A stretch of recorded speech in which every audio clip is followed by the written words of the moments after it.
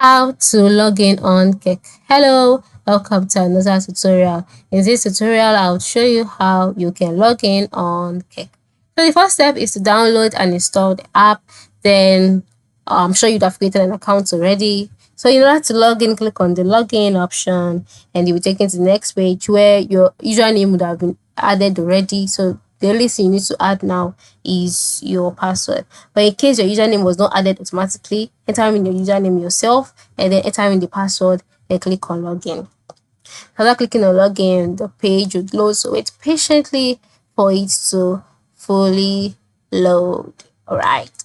So once it has loaded, you'll be brought to your home page where your details would be retrieved, the groups you've joined will be retrieved, your chat box, and you can go ahead to continue using the app. So that is it. This is how you can log in on Kik. It is very simple. So go ahead to log in into that account now. Have a very good day.